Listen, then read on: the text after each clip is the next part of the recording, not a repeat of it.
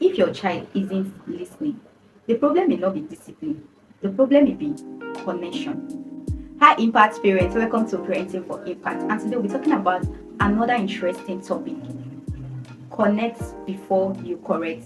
We'll be looking at why yelling does not really work and how to use a better and more effective approach: connection before correction. But before we move forward, I would love us to look at critically, why do parents really yell? So, why do parents really yell? Most parents don't want to yell, but somehow it keeps happening.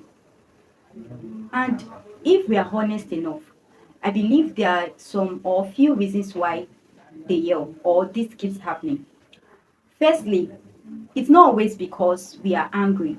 Sometimes it's because we are overwhelmed due to mental load, stress, and having to say one thing over and over again, yet the child is not listening. Secondly, for some of us, it goes even deeper than that. It is as a result of unlearned parenting pattern. It's a default reaction that stems from that was how I was raised. We are unknowingly passing down broken blueprints. That was how I was raised. So therefore, this is how I will raise my child. So we are reacting from what we were taught, the way we were spoken to, and the way connection or correction, sorry, was done to us. So without even realizing it, we fall back to those patterns of how we were corrected in chaos and also raised with yelling. And again, another reason why parents tend to yell is because sometimes parents have unrealistic expectation.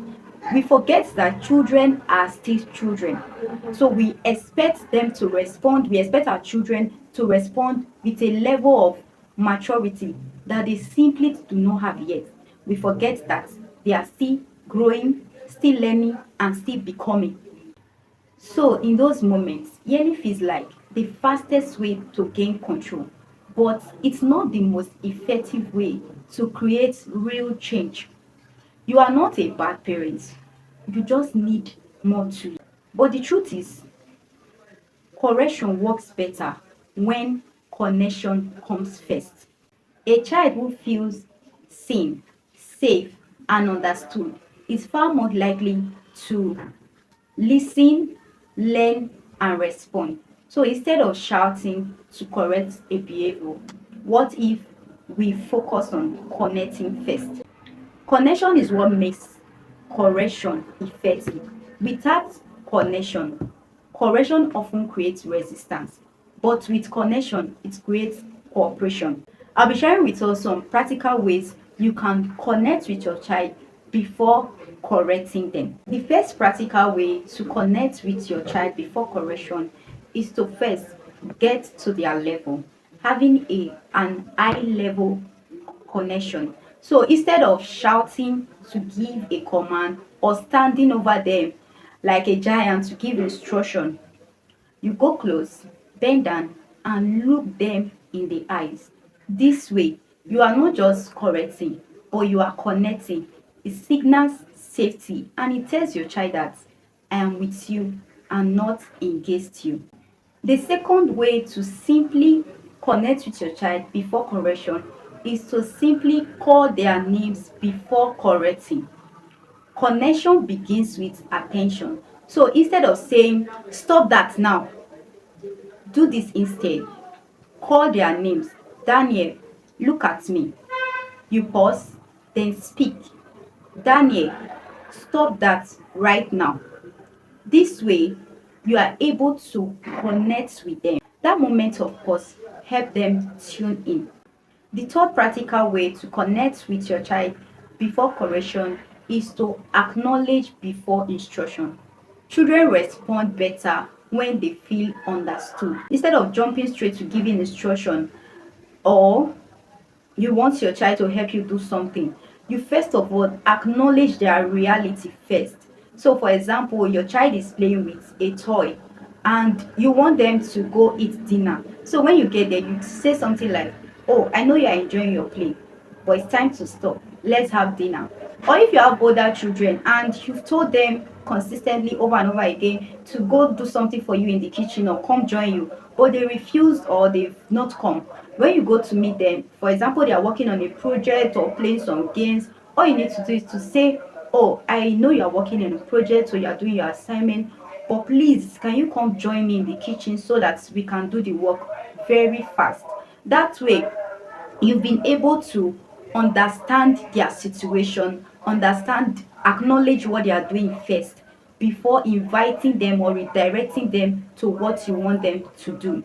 The fourth practical step to connect with your children before correction is to use safe touch. A gentle touch can completely change the atmosphere. A hand on the shoulder, a soft tap, or even a side hug before correction. This tells your child nervous system that you are loved even though this behavior needs to be changed. Now, the fifth practical way to connect with your child before correction is to lower your voice. Don't raise it. Instead of raising your voice, lower it. Instead of shouting, speak calmly but firmly. For example, you can say, come here, let's talk. The calmer you are, the more likely they listen. It may feel unnatural at first, but it's very powerful. And you know what? I have a bonus tip, and it is something that most parents overlook or usually ignore. Spend intentional time with your children, even if it is 10 minutes a day or maybe weekly, where there is no phone, no distraction, just you and them. Play with them, listen to them, let them talk to you, have a conversation with them, enter into their world, because connection is not built only in moments of correction. Connection is built in everyday moments.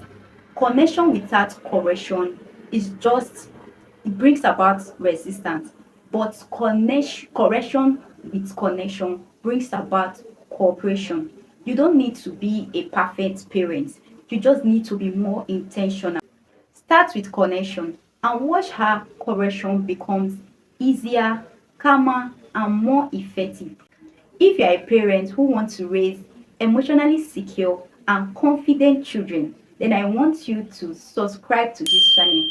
I share practical parenting strategies that help you to become more intentional every day. And I would also love to hear from you. Which of these tips will you start practicing today? And don't forget to always parent for impact. My name remains Philomena Eremuta. I'll see you in my next video.